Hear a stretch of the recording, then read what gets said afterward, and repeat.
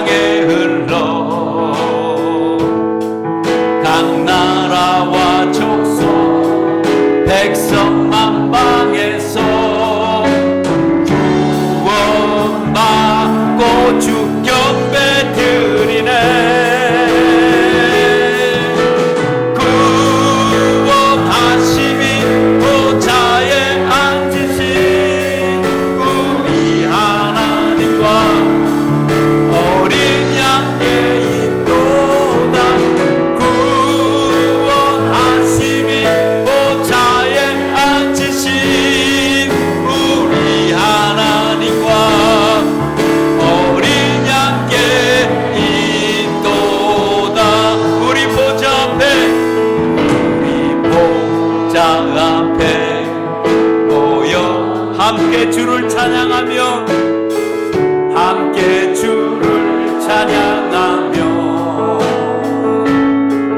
하나님의 사랑 그 아들 주셨네.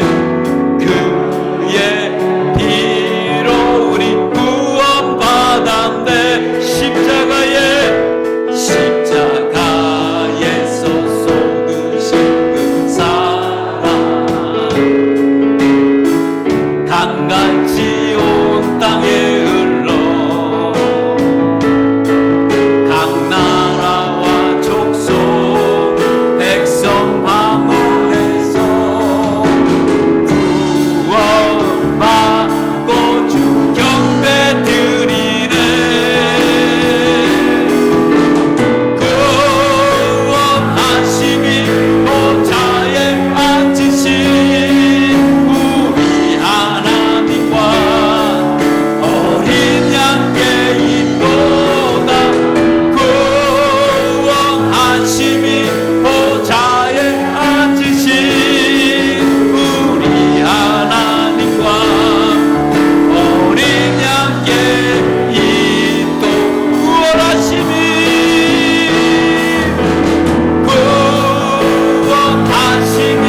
보좌에 앉으신 우리 하나님과 어린 양의 인도다.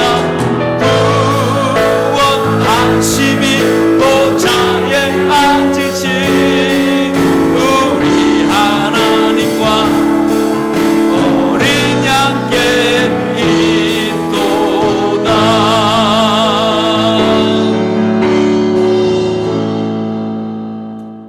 남편과 아내가 이렇게 길을 건너가게 됐습니다.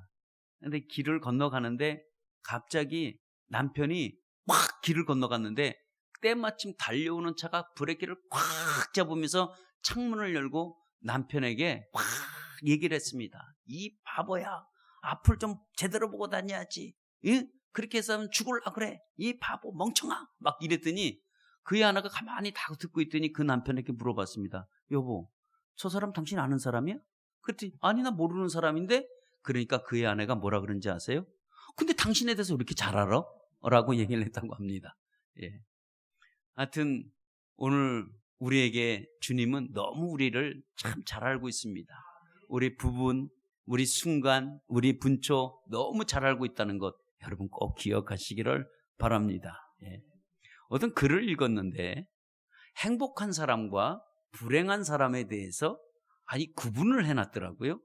그래서 그 사람이 생각하는 행복한 사람과 그 사람이 생각하는 불행한 사람을 이렇게 나름대로 차이점을 해놨는데 그거를 보고 야, 참 기가 막히다라는 것을 적었습니다. 그 내용이 뭐냐면 행복한 사람은 어떤 일을 하더라도 누가 시키지 않아도 자진해서 일을 하는 사람은 행복한 사람이라고 그래요.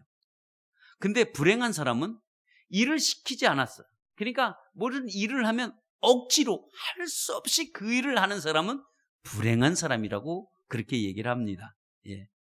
그리고 늘 고마웠던 일, 너무 좋았던 일들을 마음에 이렇게 담고 살아가는 사람은 행복한 사람이라고 그래요. 그런데 이 섭섭한 거, 안 좋은 일을 마음에 잔뜩 품고 사는 사람은 불행한 사람이라고 합니다. 또 주변을 이렇게 보면서 늘 감사한 걸 찾아서 감사로 먹는 사람은 행복한 사람이라고 하고, 그리고 늘 불평만 물어보는 거예요. 안 좋은 것만 바라봐요. 이런 사람은 불행한 사람이라고 얘기를 합니다. 예. 그리고 하나 또 재밌는 거는 이렇게 배를 내미는 사람은 행복한 사람인데 목을 뻣뻣하게 들고 있는 사람은 불행한 사람이라고 그렇게 정의를 해놨습니다. 그걸 보면서 야, 정말 그럴 수 있겠구나라고 생각을 해봤습니다. 우리가 한번 예수 안에서 우리가 날마다 우리가 예수 안에 거한다고 하고 우리가 예수님과 동행한다고 하지만 우리가 예수 안에서 우리가 내 마음이 기쁘지 못하고 즐겁지 못하고 살고 있다고 한다면 그분은 불행한 성도일 수 있습니다. 그러나 내가 예수 안에서 즐겁고 기쁨을 누릴 수 있다면 그분은 바로 행복한 성도일 것입니다. 여러분 이번 한 주 살면서 불행한 성도로 살기를 원하십니까? 아니면 행복한 성도로 살기를 원하십니까? 여러분 우리 행복한 성도로 살기를 축원합니다. 행복한 성도로 산다는 것은 내가 주님 안에서 어떤 일이 주어진다고 할지라도 거기서 감사로 삼고 거기서 우리 주님과 동행함으로 인해서 이 주님이 이 일을 반드시 해결해 주실 거라는 믿음으로 사는 사람이 행복한 성도가 될 줄 믿습니다. 그래서 여러분 이번 한 주 살면서 행복한 성도가 사시다가 우리가 또 주일날 다시 뵙는 저와 여러분 되시기를 예수의 이름으로 축원합니다. 아멘. 오늘 성경에 우리 장황하게 많이 읽었지만 사실 21장의 이 내용은 1절서부터 오늘 29절까지 이렇게 한 센텐스라고 볼 수도 있는 문제이기도 합니다. 그냥 오늘 이야기는 뭐냐면 포도원에 대한 이야기입니다. 오늘 이 포도원에 대한 이야기가 출발은 어디서부터 출발이 되냐면 이스라엘의 아합 왕의 잘못된 탐심과 욕심으로 출발이 되어지는 걸 보면 알 수가 있습니다. 근데 이 포도원의 이 이야기는 이 포도원의 주인이 있는데 이 포도원 주인의 이름이 나봇이라는 사람입니다. 근데 이 나봇이 갖고 있었던 이 포도원을 왕이라는 이 아합이 권력으로 좀 갖고 뺏어보고 싶은 거예요. 근데 먹히지가 않습니다. 왜냐하면 아무리 좋은 얘기를 해도 이 나봇이라는 이 사람은 자기가 갖고 있는 이 포도원을 절대로 팔 수 없다는 거였습니다. 근데 왕이 제안을 하기를 당신이 지금 갖고 있는 이 포도원보다도 내가 더 좋은 포도원이 있다면 그걸로 옮겨주고 당신이 돈을 요구한다면 내가 돈으로 이걸 사겠다. 그러니 당신이 이 땅을 나에게 넘겨라 라고 하는데 나봇이라는 이 사람이 한마디로 말하면 왕의 제안을 거절해버렸습니다. 거절했던 그 한 가지 이유는 이 땅이 내 땅이 아니라는 거예요. 이게 내 소유가 아니라는 거예요. 이거는 조상이 내게 준 것이 아니라 하나님이 우리 조상에게 이 땅을 주었고 그리고 이 땅이 내게로 왔지만 실질적인 소유주는 내가 아니라고 하나님이라는 것을 얘기합니다. 그러니까 이 땅을 어떤 돈으로 주고 사고 팔아야 될 물건이 아니라는 것을 얘기를 해줬습니다. 여러분 우리가 많은 토지와 우리가 땅을 소유하고 살아가고 있습니다. 그러나 우리가 한번 냉정하게 돌아보면 그 땅의 원매자는 그 땅의 실질적인 소유자는 우리 하나님이십니다. 우리에게 그 땅을 무상으로 우리에게 임대해 주셨어요. 근데 우리는 그 무상으로 임대받은 그 땅을 우리 나름대로의 등기권리증이라는 내 이름을 적어놓고 우리는 그것을 행세를 합니다. 그러나 우리의 목숨의 연한이 다 되면 마찬가지로 거기 등기부에서는 내 이름이 삭제됩니다. 그러면 누구의 이름만 남아있을까요? 영원히 이 땅의 소유주는 하나님의 존재임을 여러분 아시기를 바랍니다.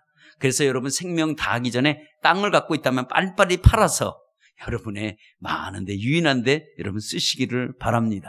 아무튼 오늘 나봇이라는 이 사람은 그러한 개념을 갖고 이 왕의 제안을 거절했습니다. 근데 이 제안에 거절을 당한 이 왕이 화가 나기 시작하는 거예요. 마음에 상심이 됐어요. 그래가지고 어떻게 되냐면 음식을 전폐, 식음을 전폐, 그리고 음식을 먹지 않고 돌아서 누워서 그냥 속상해하고 있습니다. 근데 그 부인 이세벨이 이 얘기를 듣고 왕에게 찾아갔습니다. 왕이시여, 도대체 음식을 안 먹는 이유가 뭡니까? 라고 얘기했더니 내가 저 포도원을 갖고 싶었는데 내가 포도원을 가질 수가 없어 라는 얘기를 해요. 그러니까 부인이 그 말을 듣고 있다가 왕이시여, 당신은 이 땅의 이 나라의 왕인데 무엇을 못 가질 게 뭐가 있느냐? 걱정하지 마라. 내가 그 땅을 찾아주겠다. 당신에게 주겠다. 걱정하지 마라. 그 말을 합니다. 그리고 이세벨은 그 다음에 계획은 뭐냐면 악한 계획을 세워요.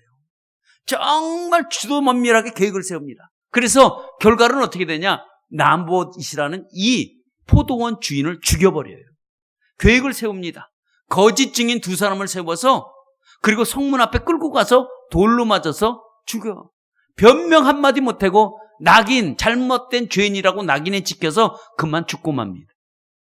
그리고 그 나봇의 이 주인이 죽었다는 얘기를 듣고 이 이세벨이라는 이 여인이 왕에게 찾아와서 왕이여, 이제 나봇이 죽었으니 포도원을 취하소서 라고 하면서, 그래서 아합이 기분 좋아서 그래 내가 포도원이 내 것이 되었어 그리고 내려가려고 할 때 하나님이 엘리야에게 시켜서 지금 이 나봇의 포도원으로 내려오니 엘리야야 가서 아합을 만나서 오늘 이런 얘기를 해라.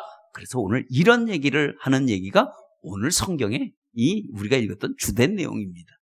오늘 우리가 이 내용을 보면 어떻게 보면 이 내용은 포도원 이야기예요. 아주 단순한 이야기일 수 있습니다.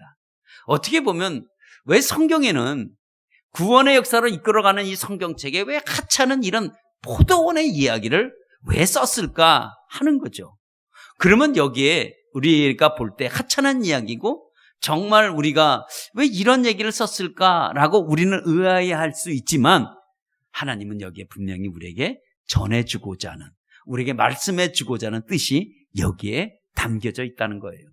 그러면 하나님의 뜻과 하나님의 생각이 무엇 때문에 우리에게 이렇게 담겨져 있을까라고 우리가 한번 생각해 보면 오늘 이 나봇의 이야기, 이 사건은요 아주 간단한 사건 같지만 이 간단한 이 사건이 우리가 살고 있는 이 세상에 지금도 동일하게 적용되는 세상이라고 볼 수 있습니다. 오늘날의 세상이 여러분 어떻다고 생각합니까?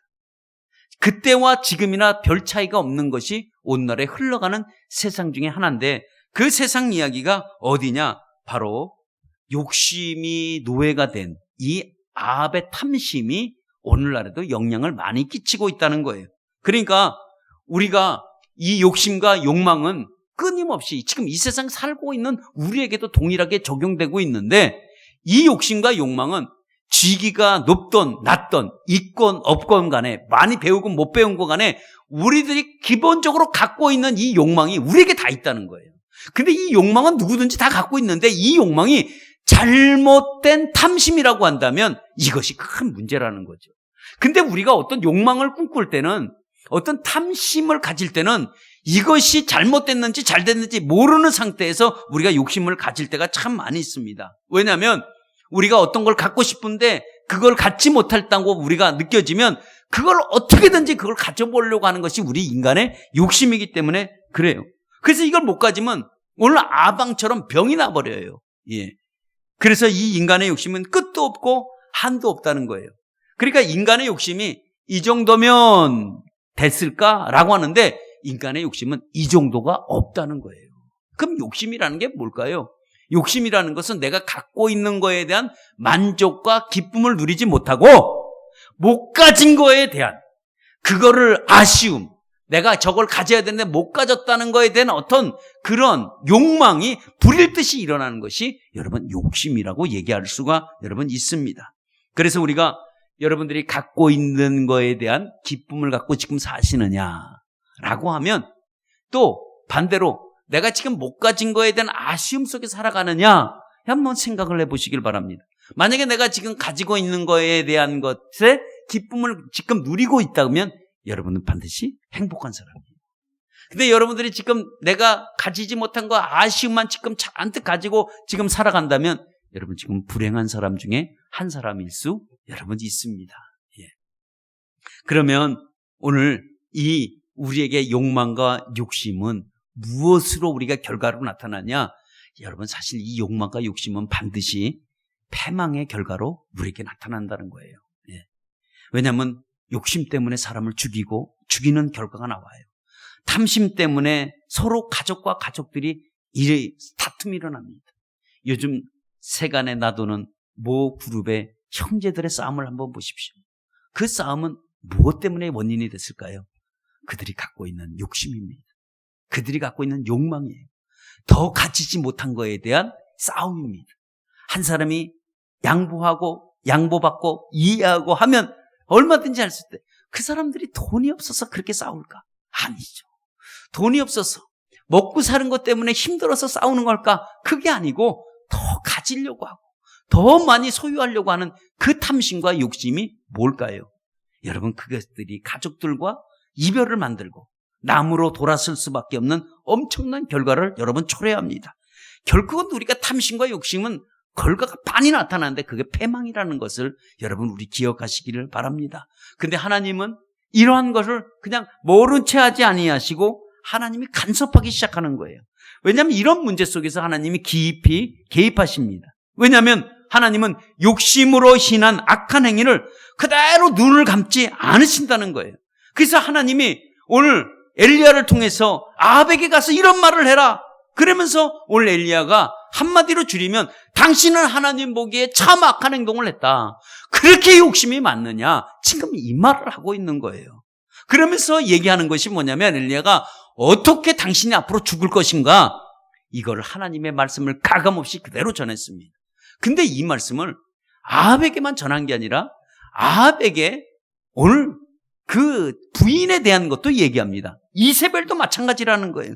이세벨에 대해서 당신 부인도 어떻게 죽을 것인지 얘기하고 또 아합에게 속한 자들, 욕심과 탐심으로 그냥 똘똘 뭉친 그 주변에 있는 많은 사람들까지도 하나님이 오늘도 언급을 하는데 성읍에서 죽으면 개들이 뜯어먹을 것이고 들에서 죽으면 새들이 너희 시신을 뜯어먹을 것이다. 이런 얘기를 합니다. 그러니까 욕심으로 살다가 결국은 어떻게 처참한 죽음을 너희들이 죽음을 당한다는 예언을 오늘 엘리야를 통해서 아합에게 전달되는 그 내용입니다.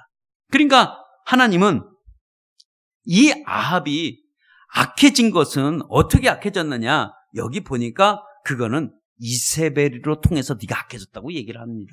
그러니까 누구로 통해서 그가 아합이 본래의 심령이 나쁘기도 했겠지만 그 악한 이세벨을 만나서 너가 이렇게 됐다고 오늘도 성경은 그렇게 소개하고 있는 걸 볼 수 있습니다. 그러니까 나와 가장 가까이 있는 사람들, 나와 함께 이렇게 영향을 주는 사람들, 아니면 나와 함께하는 사람들, 나와 가까이 있는 사람들이 악한 사람들이 주변에 있다면 악해질 수밖에 없고요. 선한 사람의 주변에 있다면 선해질 수 없다는 것을 영향력을 끼친다는 걸 볼 수 있습니다. 그래서 우리가 함께 살고 있는 사람들 한번 잘 보시길 바랍니다. 그러니까 남편이 본래 순진했는데 부인이 맨날 이렇게 하면 남편이 저절로 그렇게 만들어져 가는 거예요. 근데 이 부인이 이렇게 호해지면 남편이 어디로 가든지 이게 또 달라져요. 그러니까 이게 누구랑 같이 있고 누구랑 같이 있느냐, 이게 영향력이 대단해요. 그래서 제가 보면서 생각한 게 뭐냐면, 야, 우리 며느리들은 이세벨이 같은 여인을 만나면 안 되겠구나. 야, 만약에 이렇게 만나면 끝장나는 거 아닌가. 이 이세벨을 안 만나려면 다시 내가 이게 무장기도를 해야 되겠구나. 왜냐하면 이세벨이가 잘못 들어왔다가는 이거 우리 강상김 씨 집안에 끝장나겠구나. 이런 생각이 들어가지고 이게 기도해야 되겠구나 라는 생각이 들었습니다. 여러분 혹시 주변에 같이 살고 있는 분들, 내 악한 행동이 남편에게 악영향을 끼칠 수 있고 나의 악한 행동이 나의 부인에게 악영향을 끼친다는 것을 여러분 꼭 기억하시고 함께 있을 때 영향력을 줄 때 좋은 영향력을 주시기를 바랍니다. 예, 아멘 하시는 분은 그대로 될 줄 믿습니다. 예. 하여튼 우리 옆에 사는 사람들이 하여튼 조심하시고 좀 이 지대한 영향력, 기왕이면 남편의 힘을 뺄 건 뭐 있습니까? 예? 힘을 줘야지. 그 남편이 그렇지 않아도 가뜩이나 주눅 들어서 사는데 가뜩이나 거기서 주눅 드는 얘기를 하면 어떻게 하겠습니까? 그러니까 여러분, 우리가 이 이세벨이처럼 모습이 살아가는 게 아니라 여러분 아비가일 같이 이렇게 나가는 여인 되시기를 축원합니다. 왜냐하면 성경은 의로운 자에게는 의로운 대가로 복을 받게 돼 있고 불의한 자는 그 불의함 때문에 심판을 받는다고 성경은 소개하고 있습니다. 오늘 이 시간에는 악한 자에게 승리가 되는 것 같아요. 오늘 여기 보니까 아합이요, 보면 승리하는 모습 같잖아요. 남의 포도원을 빼앗았어. 주교까지 빼앗아서 자기 것을 만들었을 때 우리가 바라볼 때는 어떻습니까? 선과 악의 문제에 있을 때 악이 이겼고 선은 진 것 같은 느낌이 우리에게 들 때 있습니다. 맞아요. 우리가 때때로 세상을 살아가면은 정말 악인이 득세하고 의인이 오히려 가라앉는, 수면 밑으로 가라앉는 그런 모습을 우리가 볼 수 있는데, 그러나 우리는 결과로 가면 언제든지 선은 하나님이 이기게 만드셨다는 것을 여러분 기억하시기를 바랍니다. 그래서 악이 때때로 선을 이기는 것 같지만 그건 절대로 이기는 것이 아니라 우리가 보이기에 환상으로 보일 뿐이지 절대 그러지는 않는다는 것도 여러분 아시기를 바랍니다. 왜냐하면 하나님이 주시는 권세와 힘은 우리들에게 만약에 그 권세와 힘을 내게 주셨다면 그 권세와 힘을 가지고 악영향을 끼치는 게 아니라 여러분 약한 자를 도와주고 힘없는 자에게 도와드리게 하려고 우리에게 힘과 권세를 주신 거예요. 또 우리에게 물질을 주신 그 한 가지 이유는 내가 잘 먹고 잘 살려고 물질을 주신 게 아니라 나보다 없고 가난한 자를 도와주기 위해서 내게 물질을 주신 거예요. 그러니까 그 물질도 여러분 하나 쓰는 여러분 되시기를 바랍니다. 예, 아멘이 굉장히 약해졌어요. 예, 그러니까 내가 물질을 하나님이 많이 주신 이유는 가난하고 어렵고 힘든 자들을 돌보라 그러는구나 라는 것을 여러분 아시기를 바랍니다. 여러분 하나님이 주신 거요 잘 사용하시길 바랍니다. 권력을 주셨다면 권력을 잘 사용해야 되고 우리에게 물질을 주셨다면 물질을 잘 사용해야 되고 내게 능력을 주셨다면 그 능력을 여러분 잘 사용하는 여러분 되시길 바랍니다. 절대 남용하는 것은 여러분 금물이 됩니다. 그런데 오늘 하나님이 오늘 지금 말씀하고 싶은 내용은 오늘 하나님이 이런 아합의 악한 행동을 보고 하나님이 이렇게 결정을 하고 그렇게 이행을 하려고 지금 일을 끌고 나가고 있는데 하나님이 엘리야를 다시 불렀습니다. 엘리야를 다시 불러서 오늘도 엘리야 앞에 아합을 마치 지금 자랑하듯이 오늘 29절에 그렇게 소개하고 있습니다. 그래서 얘기합니다. 하나님이 이스라엘에게 이스라엘 아방을 보면서 엘리야에게 얘기합니다. 야 엘리야야 지금 아합을 봤느냐? 보았느냐? 물어보는 거예요. 야, 그가 지금 내 앞에서 하는 행동이 지금 무슨 행동이냐? 그리고 지금 하나님이 마치 아합을 조금 아까 그렇게 책망하시다가 지금은 아합이라는 이 존재를 엘리야에게 지금 마치 자랑하는 것 같은 느낌이 우리에게 확 들어옵니다. 그러면서 하시는 말씀이 내가 아까 너에게 얘기했던 그 재앙 있잖아? 그 재앙을 내가 내리려고 했는데 야, 그걸 내가 유보해야 되겠다. 그리고 내가 다음 세대에 내가 그 재앙을 내려야 되겠다 하고 하나님이 철회하는 내용이 지금 나옵니다. 오늘 이걸 보면서 어떤 생각이 드냐면 야, 하나님이 왜 이렇게 진행을 하다 바꿨을까? 왜 재앙을 내리지 않고 바꿨을까? 라고 하는 때 하나님의 여러분 여기서 하나님의 마음과 심정을 보시기를 바랍니다. 하나님은 심판하려고 하는 목적이 아니라는 거예요. 그러면 하나님의 목적은 뭘까요? 깨닫고 돌아오는데 하나님의 목적이 있습니다. 하나님은 그 어떤 잘못을 했을 때 징계하고 심판하고 매질을 하는 게 목적이 아니라 돌아오게 하는 게 목적이 있었다는 거예요. 어떻게 보면 아합왕에 지금 선포하는 그 얘기를 듣고 그가 깨닫고 지금 돌아왔어요. 그러니까 말씀을 듣고 그가 지금 자기 잘못을 깨닫고 얘기를 합니다. 그런데 그 모습을 보고 하나님이 이 엘리야에게 자랑을 하고 지금 상황이 완전히 달라졌어요. 그러니까 하나님은 이걸 보면서 하나님은 우리에게 어떠한 잘못이 있다고 할지라도 우리가 하나님 앞에 회개하시기를 바랍니다. 우리가 회개해야지만이 우리에게 살 길이 열리게 되어 있습니다. 정말 아합왕 굉장히 나쁜 왕이에요. 어떻게 저런 인간이 하고 막 욕을 하고 싶을 정도로 아주 악한 왕이었는데도 불구하고 하나님이 그 모습을 기뻐했다는 거예요. 예. 이것이 하나님 마음이기도 합니다. 탐욕에 가득한 우리를 용서해 주고자 하는 마음이기도 합니다. 그가 옷을 찢고 그리고 금식하고 굵은 뱃을 동이고 그리고 그가 회개할 때 하나님은 그 회개하는 모습을 보고 감동이 되신 거예요. 하나님의 감동은 다른 데서 오지 않습니다. 우리의 작은 어떤 행동 하나가 우리에게 하나님의 큰 감동이 된다는 거예요. 하나님은 사랑의 하나님입니다. 여러분 이런 하나님의 사랑의 하나님을 여러분 저와 여러분들이 여러분 만나시기를 축원합니다. 그래서 오늘 여기 보니까 우리가 오늘 여기 볼 때 이 아합의 회개하는 이 모습을 보면서 우리가 회개의 정의를 우리가 조금 우리가 알기를 원합니다. 회개는 우리가 자기 잘못을 인정하는 그런 차원이 아니라는 것을 여러분 기억하시길 바랍니다. 회개는 자기 반성도 아닙니다. 회개는 어떤 뉘우침도 아닙니다.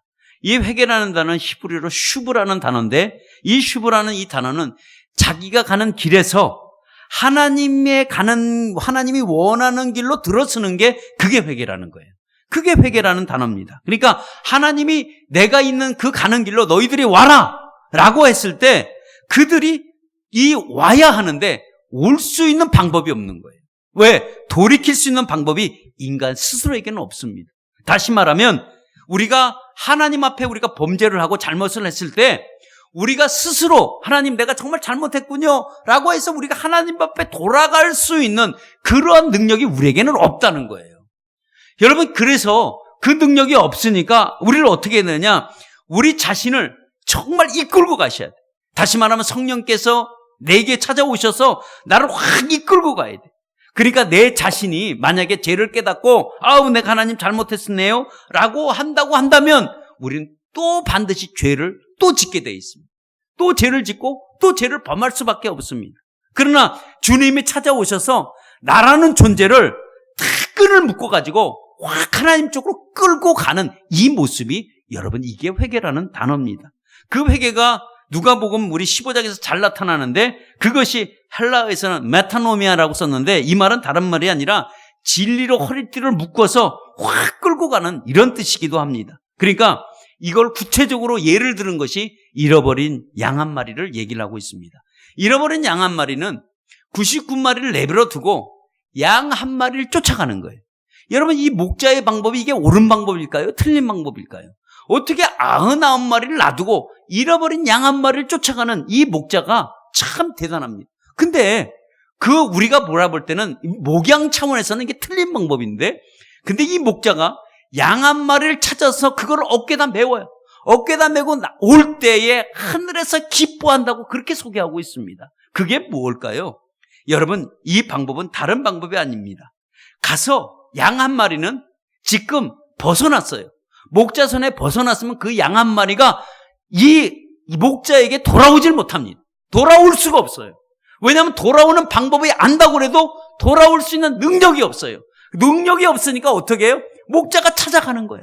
목자가 찾아가서 양을 만나서 끌고 와야 돼.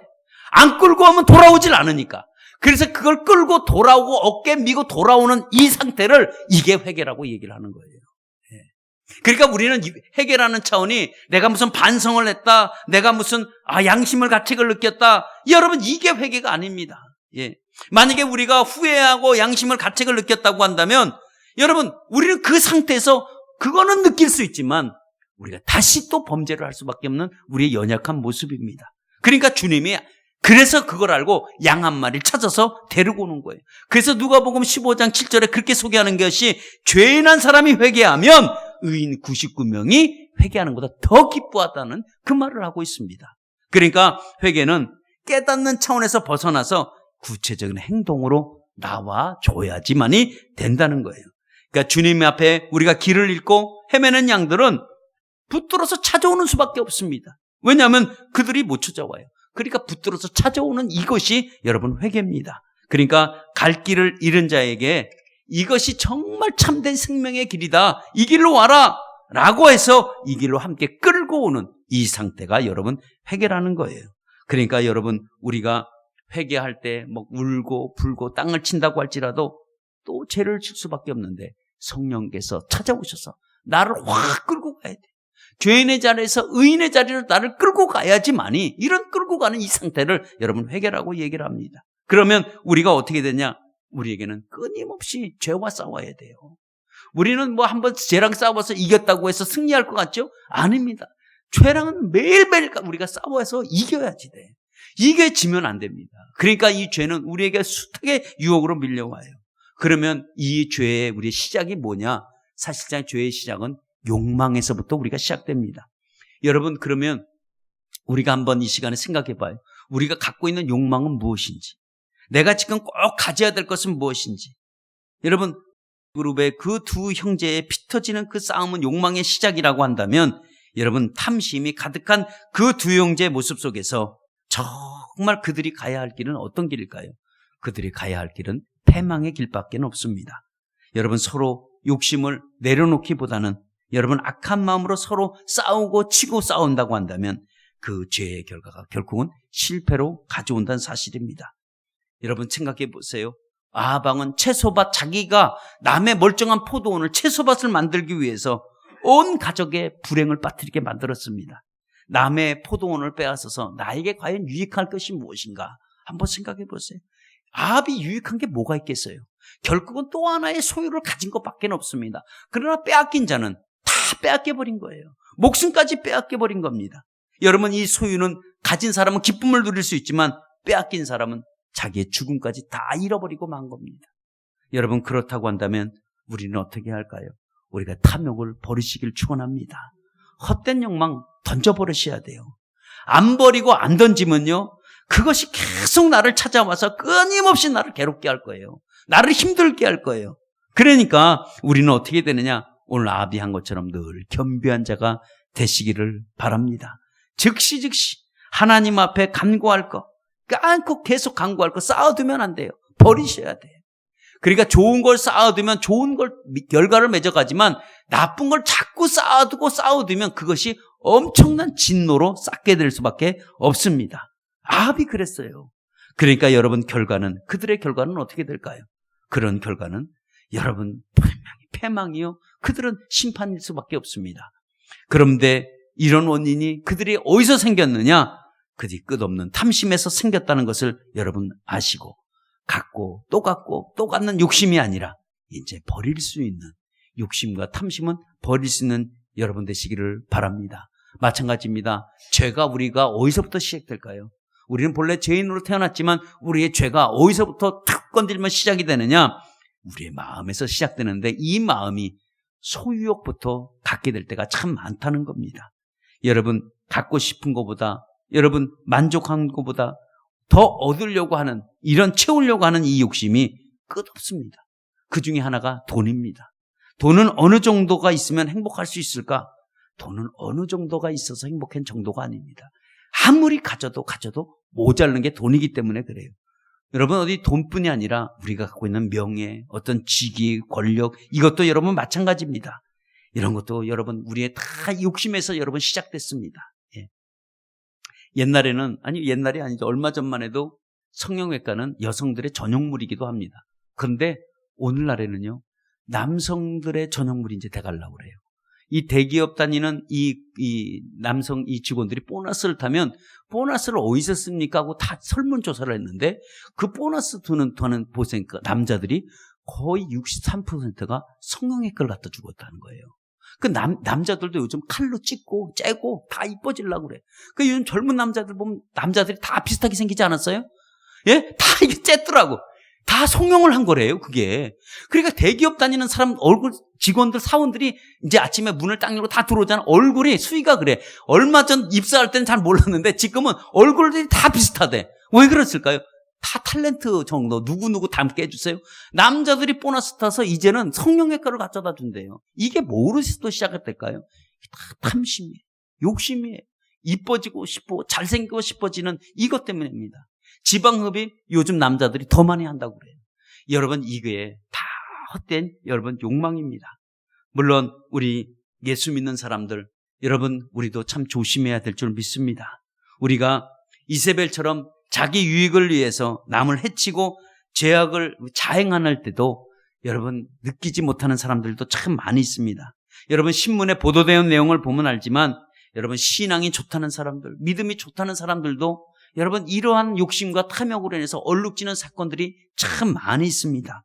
그걸 보면서 참 가슴 아픈 적이 많이 있는데, 여러분 그것이 사실 그 사람의 문제일까요? 아니에요. 그 문제가 저와 여러분들이 함께 해당되는 그 문제라고 우린 생각합니다. 결코 그 문제가 남의 일이 아니라 오늘날의 우리의 문제일 거라는 것도 여러분 꼭 기억하시기를 바라시고, 우리가 늘 삶의 현장 속에서 우리가 살아가면서 이런 포도원을 빼앗고 싶어하는 우리의 엄청난 이 안에 욕심이 있다는 것을 기억하시고 이걸 버리시고 나가시기를 축원합니다. 오늘 결론 맺습니다. 오늘 포도원의 이야기는 하나님이 오늘도 우리에게 무엇을 얘기해 주고 싶어 하시나, 그것은 세상 욕심과 욕망은 여러분 반드시 버리라는 거예요. 그 결과는 반드시 우리가 죄로 마감될 수밖에 없다고 얘기합니다. 그래서 야고보서에서 야고보 기자가 이렇게 얘기합니다. 욕심이 잉태한 즉 죄를 낳고 죄가 장성한 즉 사망을 낳는다라는 말이 있습니다. 육신의 일과 우리의 영의 일이 있는데, 육신의 생각은 결국은 사망이요, 영의 일은 생명과 그리고 평안이라고 얘기하고 있습니다. 우리에게 주님께 대한 거룩한 욕망, 주님께 대한 거룩한 욕심은요, 반드시 그건 축복의 결과를 가져옵니다.